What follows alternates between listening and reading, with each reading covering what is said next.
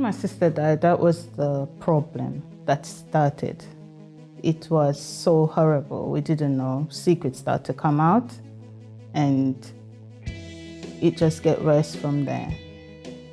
Going through financial difficulties here in England, it wasn't good for me either. It was horrible.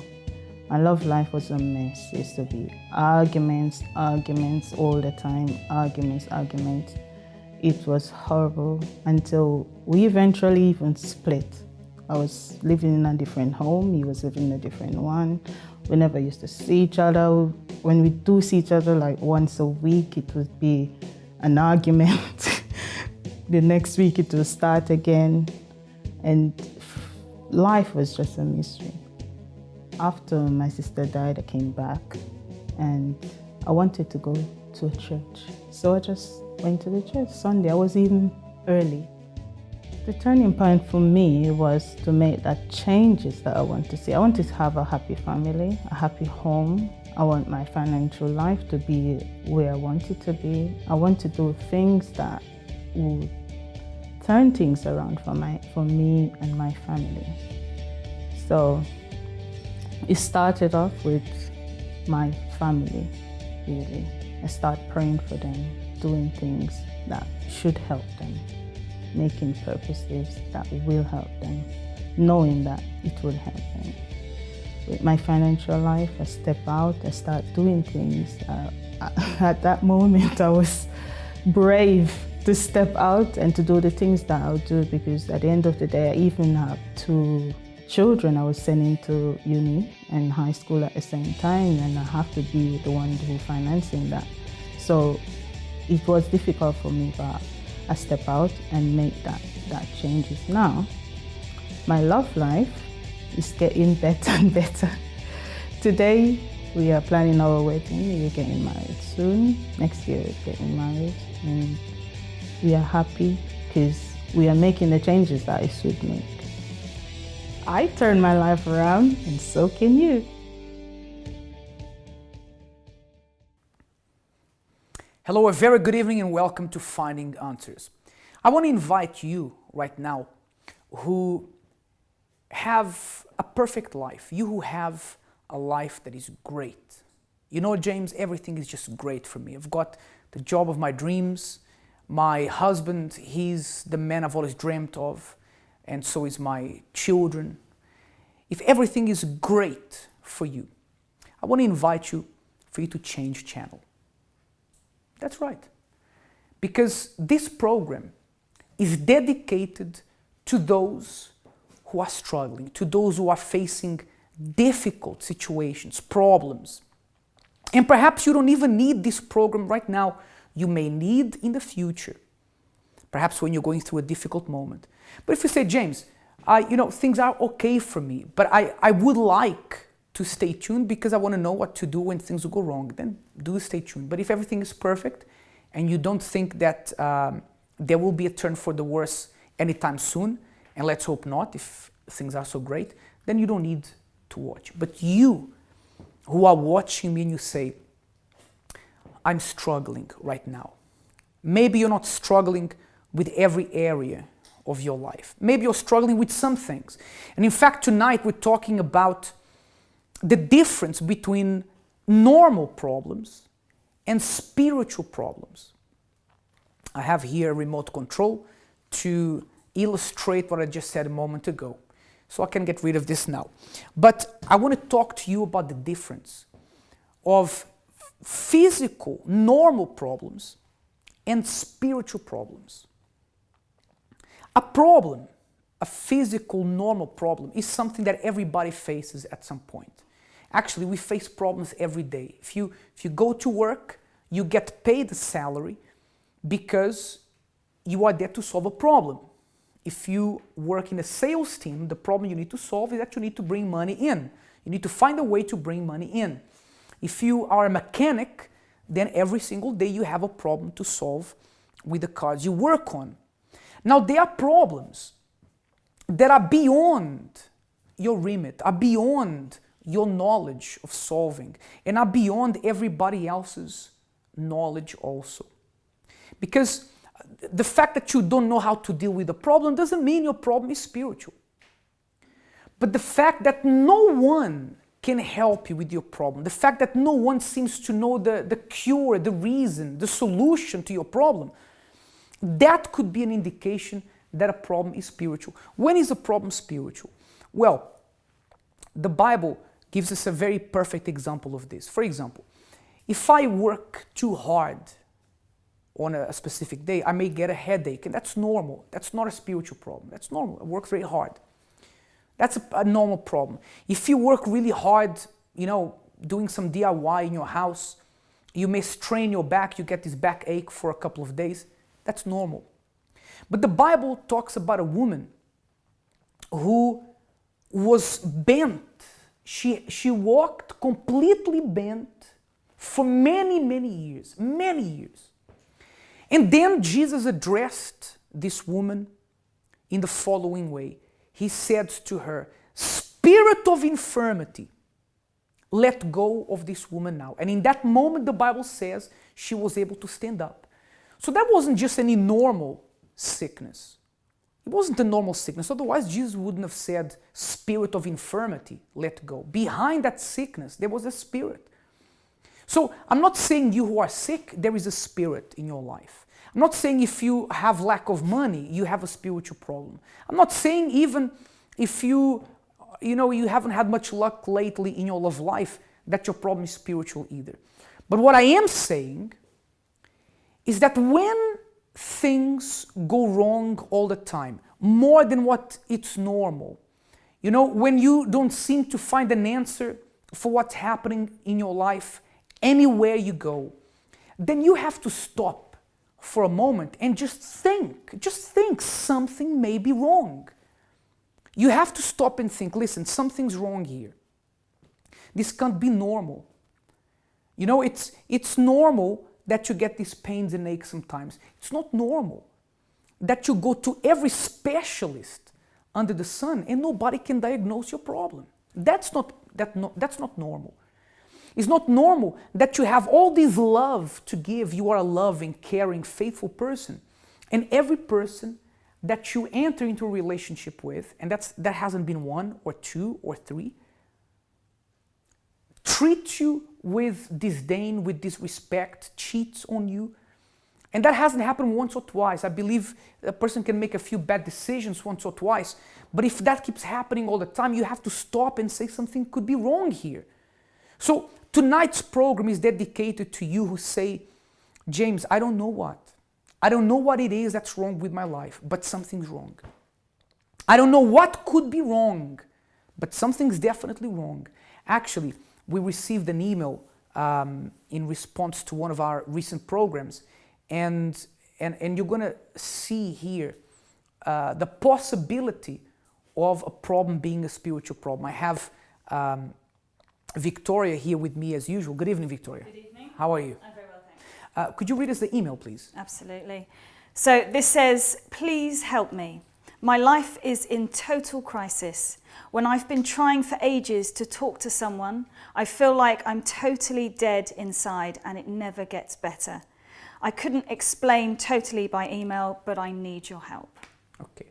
I don't know the ins and outs of your life. I'm not going to mention the name of the person on the email. And it would be unfair to say that your problem is spiritual because I don't know you. It could be, it may not be, but one thing is for sure. One thing is sure, you need help. You need help because no one can overcome every problem by themselves. Sometimes you can, sometimes you can't. And I want to invite you that say, "James, when you were talking there, it's like you were talking about my life. I am that person that I know something's wrong. I just don't know what it is. Please help me. Tell me what I need to do. How do I find a solution for this?" If you are this person, if you feel exactly like the person we explained, then give us a call. 020-7686-6300.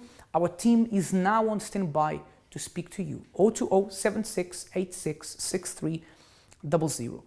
Or send us an email. Victoria will be here with me to read your emails. The email address is help@findinganswers.tv. help@findinganswers.tv. When we come back from the break, I want to talk to Victoria about the damage that a problem that doesn't go away can do to a person. I remember my own mother had a nervous breakdown because of a persistent problem. I came home one day to find my mom on the floor of my house behaving like a mad person. Exactly. And of course, today she's totally recovered by the power of God. But that is something that it was difficult for me to cope with. I only overcame that by the power of faith, and her as well. But if you need help to overcome your problems, if you say, James, I'm struggling with this long-standing problem, then get in contact with us. And after the break, Victoria will be shedding some light on the pressures of long-standing problems in someone's mind. We'll be right back.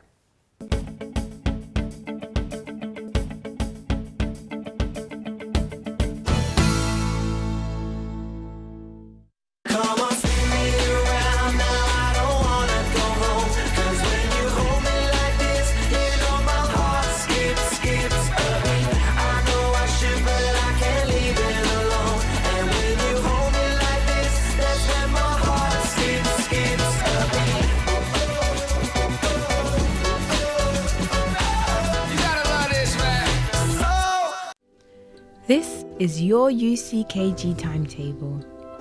We are open 7 days a week, helping you to make a new beginning. Mondays, a meeting focused on achieving more in your financial life. Tuesdays, prayers for healing. Wednesdays, a meeting teaching you to develop in your spiritual life. Thursdays, a special prayer for the family. Friday, a service for your spiritual deliverance. Saturdays, Find the One, a service specifically tailored for your love life. Sundays, Reconnect with God, the main meeting for your spiritual strength.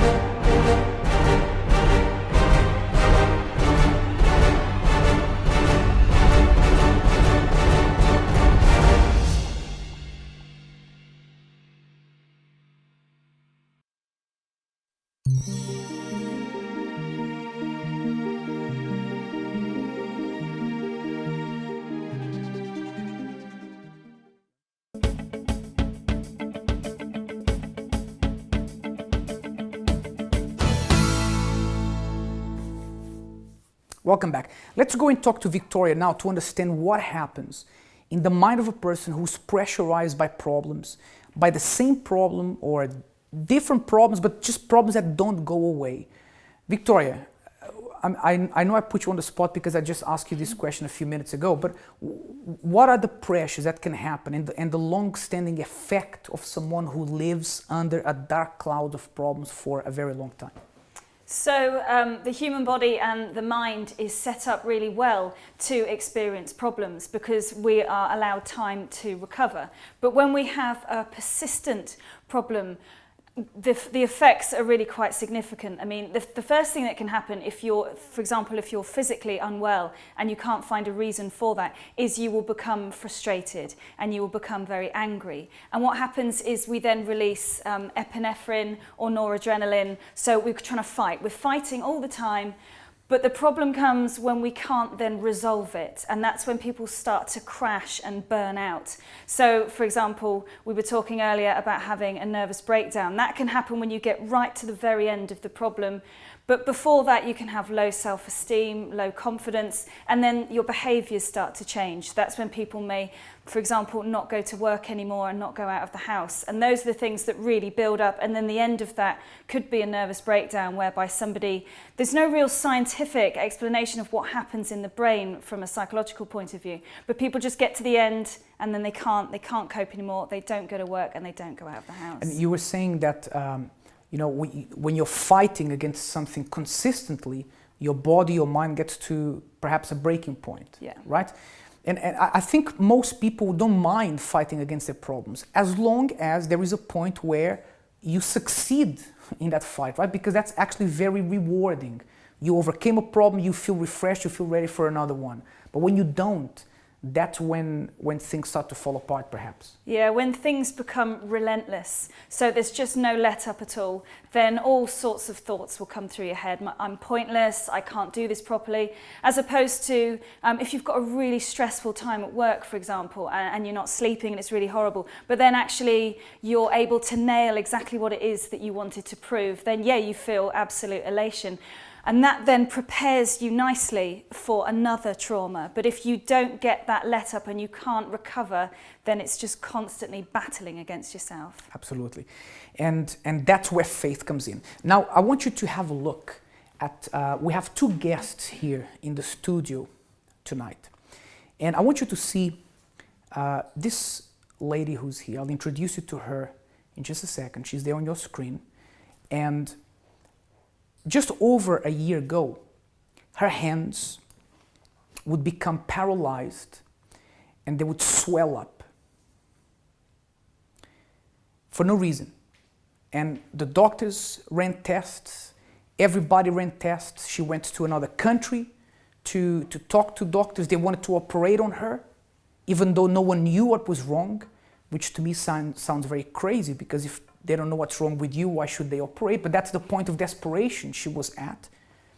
And then one day she entered through the doors of the church. There was a pastor there who prayed strong for her. And in that very moment, her swelling disappeared. Picture that. Please, if we can get her on the screen again. Picture that. This lady you're seeing there, she'll tell you her story in just a moment. Her hands paralyzed for no reason. The arms would swell up for no reason. And then all of a sudden, after suffering with this problem for a long time, in the prayer, the moment that the pastor made a strong prayer for her, the swelling disappeared. Do you know why? Because her problem was a spiritual problem. Remember, we were telling you that earlier. No one could find a cure, no one could find even a diagnosis, never mind a cure. That's where the power of faith changes everything. Let's go and meet our guests for tonight. It's pushing me for the rest of the week, so it's like a boost. Things were really tight. Today, the way I see myself is completely different.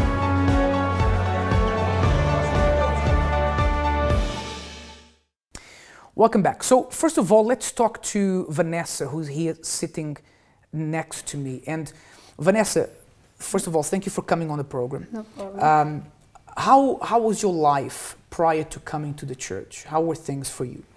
So before I came to the church, I was a youth that always had great parents, had siblings. Everything seemed well and perfect. But as I started growing up, I started getting bad influence at school. I wanted to misbehave. So I had no chance of being bad or any reason, but I'd push myself to be bad, to be amongst those who misbehaved or were kicked out of the lessons. So you didn't come from a broken home? No. You had a good home? Yes. Peace at home? Yes. So usually people say that teenagers go astray because of broken homes. This wasn't your case. Why did you want to do that? Why did you feel the need to go and do that? It's because it was that emptiness, because all the people that I was among with, they had single parents, destructions in the family, brothers, siblings that were in prison, but I had none of that. But because I wanted to be among them, I would push myself to be bad, to do what they were doing. What kind of things would you do? First of all, I started misbehaving, so my character started to change, my behavior. My mom would talk and I'd be like, no, you shut up and move and come home late. So you started to disrespect your family? Yes, mainly my mom, but that was a character thing. So instead of listening to her, I'd be like, no, she doesn't know anything. So I started changing in that sense. After I started stealing, I'd go... You started stealing? Yes. So me and my friends would decide, oh, we're not going to school today. So we'd go into shopping centres, start to steal, wear the clothes underneath our own clothes and walked away. There was a few times that I was caught by the police, but because I was very young, so they would let me go. But then there was... How many times did the police catch you? They caught me 3 times when I was a bit younger. And didn't you think I need to stop this? For me, it was like, no, I will still do this. Because it wasn't, so I didn't get punished for it, so I'll just continue on doing it. Who else would you steal from? I stole from my parents before when I was quite young. I stole a big amount of money and then I just spent it because I didn't know what to use it for. So I was just buying things for other people. And when my mom asked me and confronted me, I was like, it wasn't me. I started crying, pretending that I would never do that. So you were a good actor? I was. Or a good actress? Yes, because I used to lie a lot before.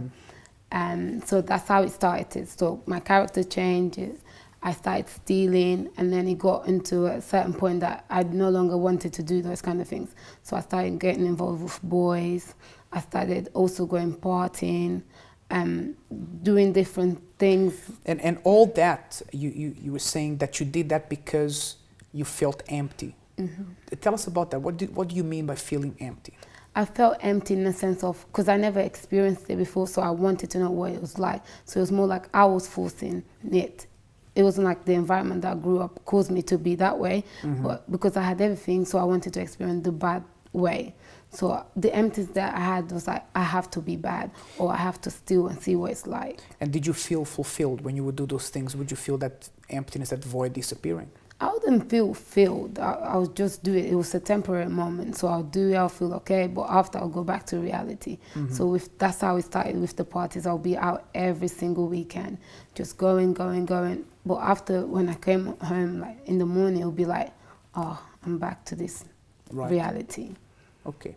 I want to go to you now, Svitlana. We were talking about your story, this amazing experience that you had. Before you tell us about that in your own words, how did your problem in your health begin? Because if that prayer made that much of a big difference, then it had to be a spiritual problem. But what I want to find out from you is, how did the problem begin? Well, when I was young, my dream was to do something with the hair. Like, it was a dream of my life, to do something creative. But it never happened. I don't know why. I went to study psychology.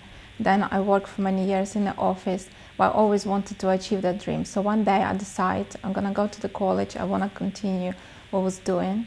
And it was like in the end of the year, I started getting the strong pains in the middle of the night when they started. What were you studying in college? Hairdressing and makeup artistry. So you wanted to be a makeup artist? Yeah. And a hairdresser. And of course, for that you need your hands. Yes. Right? So you said towards the end of the course, you started to get these pains at night. Yes. How bad were these pains? The pain was so strong that it's just unbearable. The feeling was like every bone was broken inside. And normally it'll get really swollen, like I was in funny position. I couldn't move any of my fingers, I couldn't move my wrist, nothing. And normally it will be or left or right hand. Like, I never know what hand. And I go to bed normally, like nothing happened, and it's in the middle of the night I wake up, and sometimes so strong I have to rush to hospital. So it would start at night, and then would it disappear after a few moments, or would it stay with you? It stay for a few days, for 2, 3, sometimes a week. doctors normally would give me really strong medication, like drugs, just to control the pain. They couldn't explain what was wrong with me. So how many doctors did you go to? I mean, did they ever give you an explanation as to why that was happening?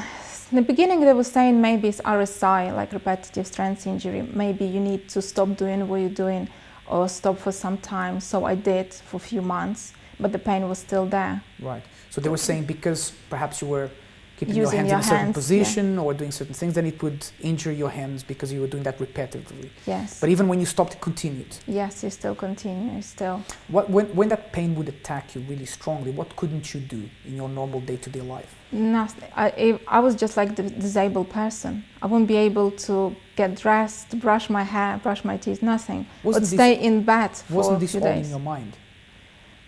And it was a time when I just didn't want to leave. I was getting really depressed. I couldn't take my daughter to school. I couldn't look after her. I was crying a lot. But this pain, wasn't it imaginary? Wasn't it something you were making up? Of course it wasn't something I was making up. It was really strong. No, I believe you. I'm just asking because, you know, when you talk about your hands or your arms are swollen, you receive a prayer, then the swelling disappears. We have to make sure we cover everything here, right? So this was something you struggled with, really. You said you couldn't even take your daughter to school. No, I couldn't even get dressed. Nothing. You were telling me before we started the program that you went to doctors in your country. Yes. And they wanted to operate, but they didn't find the problem. Tell us about that. Why would they operate if they didn't know what was wrong? I also went to the doctor in my country. I've done all the tests, and when they look at the result, they said there is nothing wrong with you. We can't find any reason.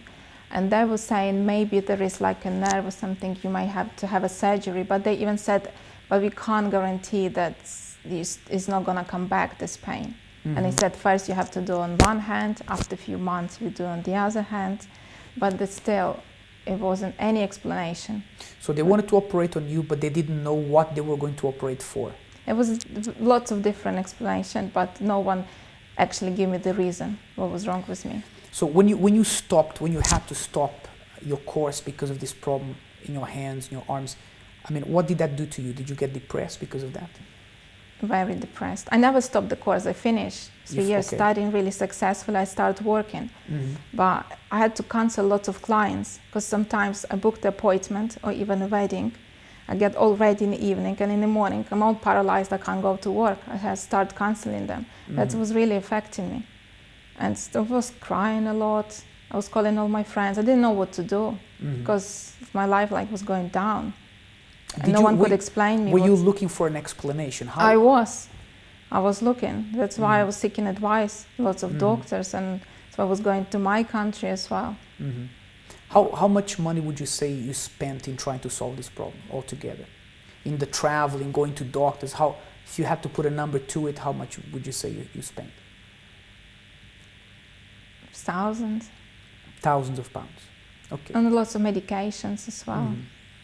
Of course, and not even to mention the damage it caused to you because you became so depressed, right? So that's what people do when they're looking for a solution. Actually, let's do something. Let's open that camera there. I'm going to stand up. Open. Please, Pedro. Really, I'm going to stand up. So that's what people do when they're looking for solutions. They want to find a way out, so they pay whatever they have to pay for treatments, for...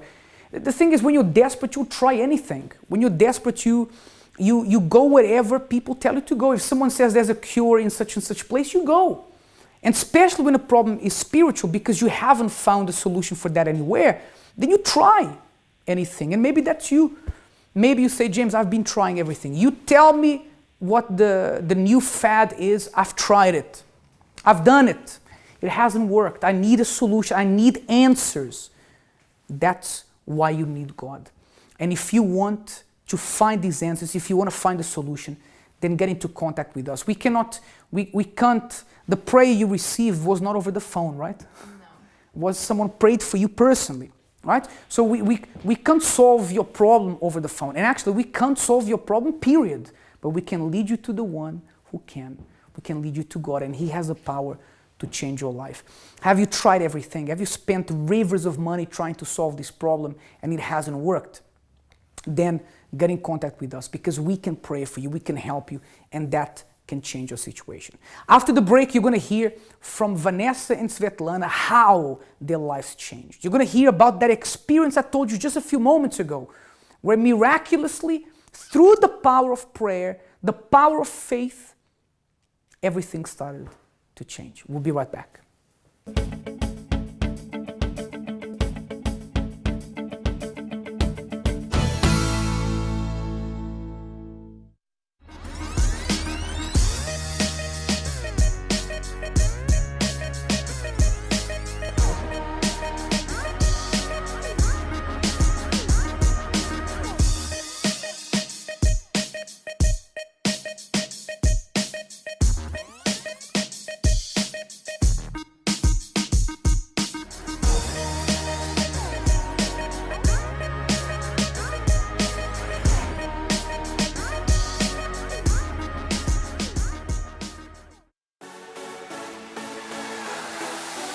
Hello, students.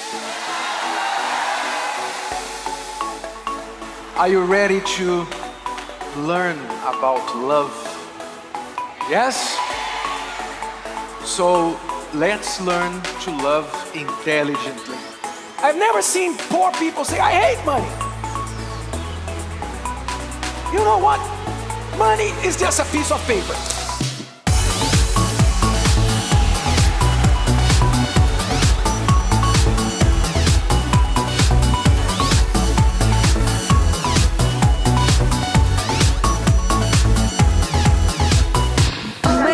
In the Love School today, I learned so many things today. It was quite insightful, really helpful, straight to the point. Someday you feel in love with this person. Some days you want to strangle that person. Easier said than done, because you're not practicing love with your brain. Why buy the cow if you can get milk for free? She's the only woman for you in the world, and she's going to be always a happy woman, treat you well, and there will be lots of milk as well. I have a good time here, very nice. I feel happy. It was brilliant, it was like I've learned a lot about love. We love Love School! If you weren't here, get the DVD, get the book, invest in your love life. Oh, you want to eat? You want food? Okay, take us to a restaurant.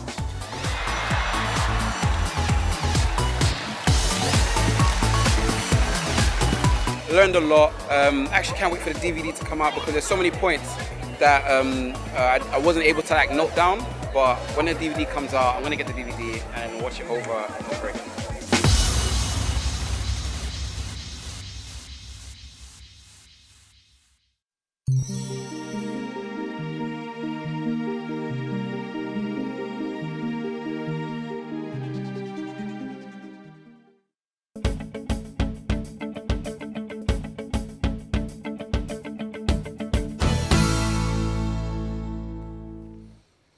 Welcome back. Let's walk now back to where our guests are, and we're going to find out from Svitlana about this day that changed everything. Svitlana, first of all, before you tell us about that day, how did you find out about the church? That was my friend who called me. Someone who I haven't seen for like 6-7 years. And he called me one day just to ask how are you and stuff. Just out of the blue? Yes. And they saying we're opening a new restaurant, me and my wife, and so I told him about my problem, and he told me, you know what, maybe you should come with us to the church. So that day, I don't know why, I kind of ignored what he said. But then I was getting even worse. My pain was really strong. And it was my sister who lived in Ukraine. She said, I think probably you need to seek help, maybe in a church. I think only God can help you now, because if no one else can help you. So I started thinking about this quite a lot. And then my friend called me again 6 months later, like next day after my sister, and said, so would you consider coming with us to the church? I said, oh yes, I would. It was next day I went straight away. And that's because you were so desperate. I was so desperate. And I went there, it was Friday. I didn't have pain anything that day, just went to see, and they said, would you come back again? I said, okay. That was Sunday, and that day, first time ever this happened with me, I woke up when both of my hands were paralyzed in strong pain, and from my shoulders, both of them, I just... So when you say paralyzed, I mean, you couldn't You move couldn't them. move because the pain was so strong that you just want to scream of that. I can't explain how strong is that. And I couldn't even take a phone and call my friend to let her know I won't be able to come with you, to ask my daughter to do that. And she said, that's exactly why you should come with us. Because So you were saying, look, I can't go because of this pain, and she said, that's exactly why you need to go. You should come, yeah. So she came, she helped me to get dressed. She said, I'll take you there, you don't have to drive. And they brought me to the church. It was, I remember, I'll never forget that day in my life. I was sitting in the back because I couldn't even stand up or pray. And by the end of the service, the bishop prayed. It was a really strong prayer. And that moment, all my pain disappeared after the prayer. And the swelling. And the swelling, everything. I just couldn't believe that. So there was shock for me. But at the moment when I realized that pain, it was a spiritual problem. There was nothing wrong with me. So that's when the penny dropped. Yes, and then when I really believed in power of God.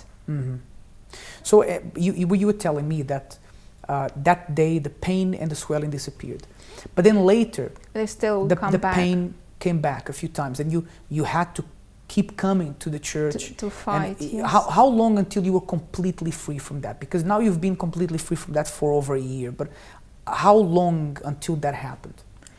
It probably was for a few months, good 5-6 months. I had to fight. Right. But from that day, I've never taken any strong painkillers, so that drugs, or I haven't had a surgery, nothing. I knew that with the prayer, my pain will go away. Right. Every time I pray. And it's never happened like, normally I will stay in bed for a few days. But that's the prayer for a few hours, it will go away. It'll skip, I've never been so strong in this. But since you've been free, you've never again had this pain even for a few hours? No. You are completely free? I'm completely free. And the depression that you used to have? No, no depression. I'm very happy now. And also because of that, all my family now really strong in faith. They've seen what's happened with me. Because when I went home, they've seen what was going through. My dad was trying to help me, my mom, my sister. And because of that, they're all really strong and they believe in God. So now they all attend the church as well? Yes. That's great. And different parts of the world. Good. And your business, how's your business? Yeah, I have a very good, successful career. It's getting better and better. And I love my job. My job is my passion, is my hobby. And I'm achieving my dream. That's great. And that's all due to the power of God, right? Yes. Now let's go back here to you, Stephanie. Yeah. You were stealing from your parents. You were, doing all kinds of wrong things just to see if that void could be filled.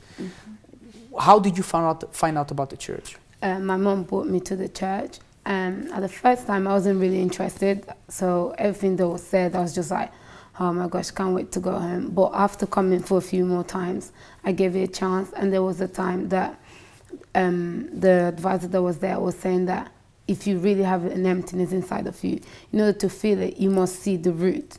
So my root, even though it wasn't because of a destructive family, it was just I wanted to be filled, but not in the right way. So I would find different things to fill myself, not knowing that was affecting me. So what I first did was seek for help. I started attending more, and then I started realizing that it was something, not spiritual in the sense of different roots, but it became spiritual once I didn't know how to solve it. So it was there for a long time, and it started from a young age, and it carried on getting worse and worse. And actually, you were saying that you were searching to have this void filled in many different things. It didn't happen. It didn't work. It was only, when was the void really filled? What happened? When I first came, I opened up. So obviously I had to realize that, yes, I was doing bad. And I always had potential. It wasn't like I was bad. I had potential. It's just that self-belief wasn't there. So in order to feel that, so I opened up, asked for help. I received prayer. I was attending different meetings specifically for this emptiness. So there was Fridays that helped me, Sundays. So to receive that empowerment, to believe in myself that yes, I can do it, to have a different perspective and vision about myself. Do you still feel empty today? No, today I no longer feel empty. I'm no longer the same. So obviously we do grow up, but I learned to grow up in the right way, to be an example for others. So that emptiness is no longer there. And I'm able to believe in myself and to go out and achieve. So do you still feel the need to steal? No, I no longer steal. I don't go out. Yes, 100%. Are my belongings safe? You are safe. Okay, that's great. That's you know, for example, you may say that her problem wasn't really a spiritual problem. And you know, like I said, not every problem is spiritual. Svetlana's problem was indeed a spiritual problem. But this is the point. Whether your problem is spiritual or physical, whatever it is, you know, the thing about prayer is that prayer can help. Prayer has many, many benefits. It's like, you know, that superfood. Every so often you get these new superfoods. You have, I don't know, Victoria, help me out here. Superfoods. You have like this new Brazilian superfood, açaí or something. You have all these new superfoods, and they tell, look, if you have this superfood, it's good because it has antioxidants and it has, you know, gives you wings and you can fly and all these kind of things. And it has all these benefits, right? And prayer is like this, because prayer, it motivates you. It lets you know that you're not by yourself, you're not on your own, because you can talk to God. It's like you have someone there. Every time you pray, you feel better. Every time you talk to God, you feel better. It has all these benefits and you have nothing to lose.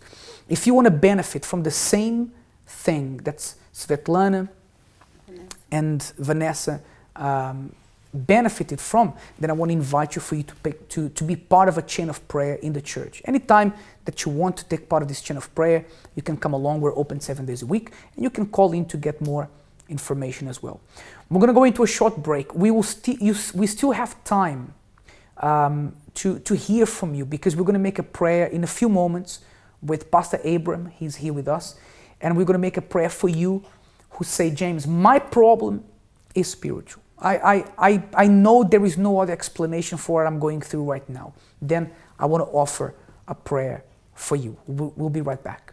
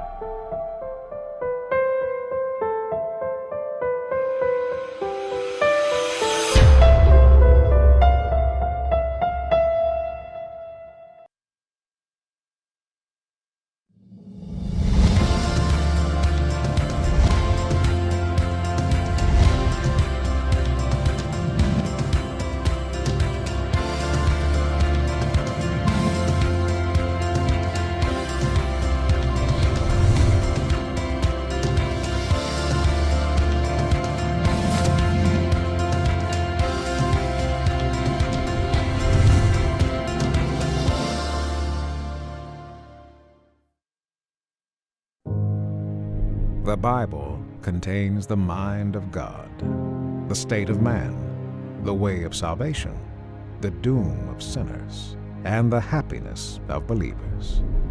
Its doctrines are holy, its precepts are binding, its stories are true, and its decisions are immutable. Read it to be wise, believe it to be safe, and practice it to be holy. It contains light to direct you, food to support you, and comfort to cheer you. It is the traveler's map, the pilgrim's staff, the pilot's compass, the soldier's sword, and the Christian's charter. Here, paradise is restored, heaven opened, and the gates of hell disclosed. Christ is its grand subject, our good the design, and the glory of God its end. It should fill the memory, rule the heart, and guide the feet. Read it slowly, frequently and prayerfully. It is a mine of wealth, health to the soul, and a river of pleasure. It involves the highest responsibility, will reward the greatest labor, and will condemn all who trifle with its sacred contents. Pray it in, read it through, live it out, and pass it on.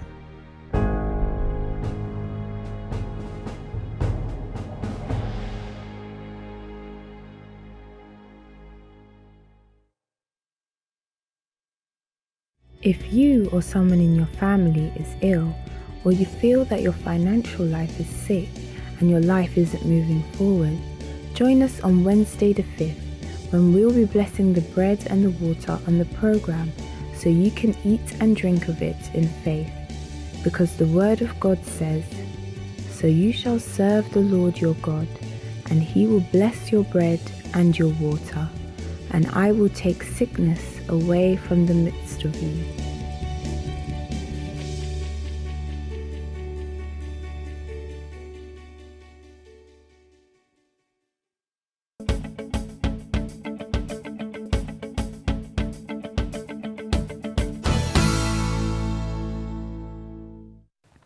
Welcome back.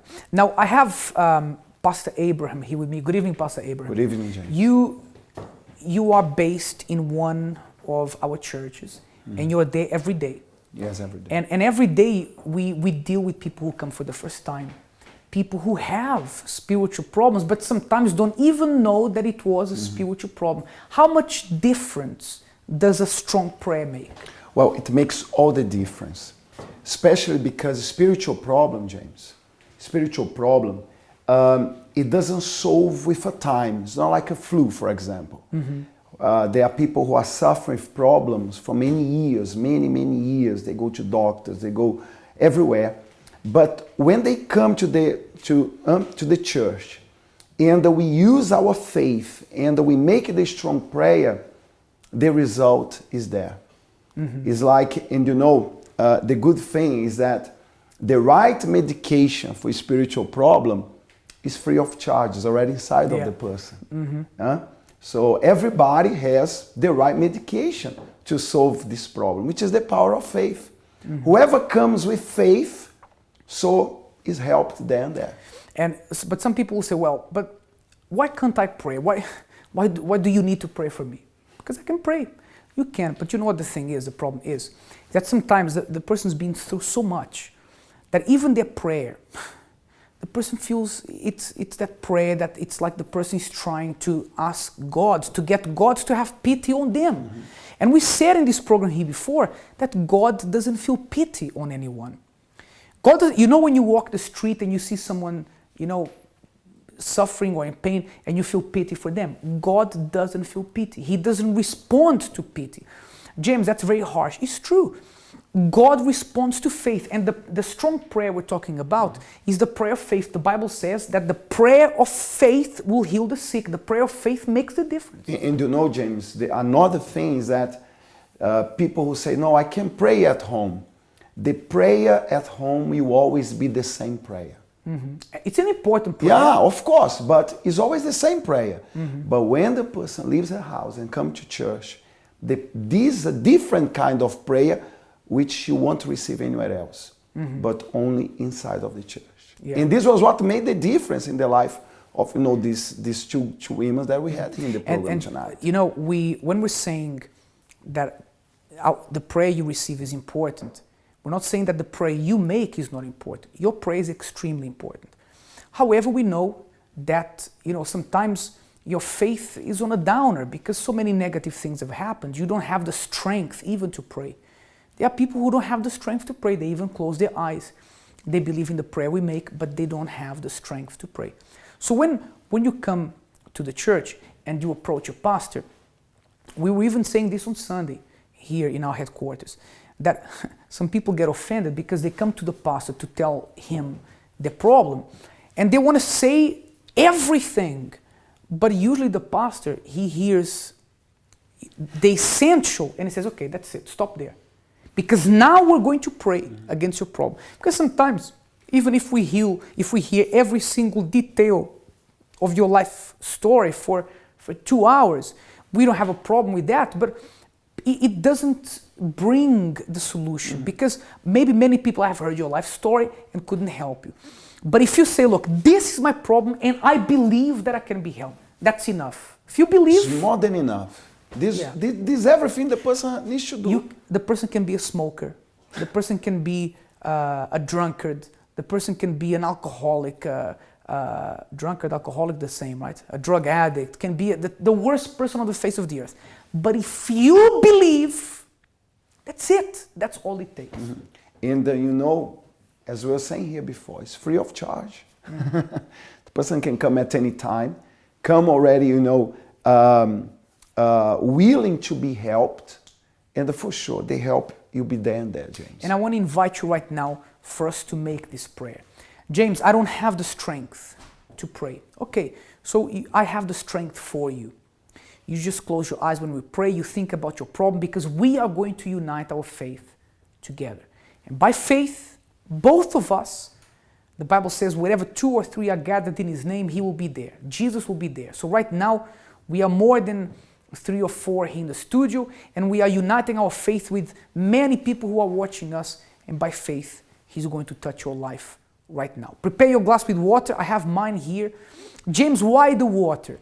Because it's a point of contact between you and God, right? Some miracles were done just by the power of the word. Other miracles, Jesus had to touch the person. So sometimes when you touch the glass, the water, and you bless, and you drink it, it helps your faith. So let's do that right now. Prepare your glass with water. Let's talk to God. Prepare now for the moment of prayer.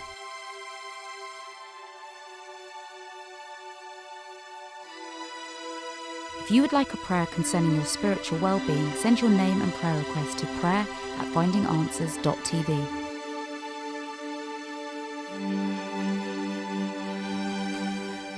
My Lord and my Father, you know, my God, we know that there are so many people that have been so badly pummeled by their problems that they don't have the strength even to open their mouth to pray. Inside of them there is a very small, faint belief, but that's enough. That's enough, my Lord. If it's enough for this person to grab a glass of water, to close their eyes, and even if they don't know how to pray, if they just believe that in spite of all these negative things and problems and desperation that has happened in their life, if they just believe that you can help them, my Lord, then it's enough. They don't have to be perfect. The people who came to you, my Lord, I want to remind you that the people who came to you weren't perfect. Many of them were sinners. Many of them lived wrong lives. And yet, my Lord, you didn't despise them. You helped them. My God, help this person that has a problem that no one has found a diagnosis for it. No one has found the reason why they have struggled with this problem, my God. And I know, my Lord, that there are people right now who are using this faith as their last strand of hope, as the last door that they're knocking. So just like Svitlana, that first prayer, that prayer of faith, that strong prayer made all the difference. Let there be a difference right now, my God. Let there be a difference in that person who emailed us and who said, I am desperate, I don't know what else to do. My Father, in the name of the Lord Jesus, as this person will drink of this water, let them receive healing. Healing for that spiritual problem, deliverance from that problem. Let this person be free, my God. In the name of the Lord Jesus, we consecrate this water and we bless this person by our faith, by the power of this prayer, by the power of your great name, your mighty name. In Jesus' name, you may now drink of this water there. Receive the healing, the freedom that you've been craving for.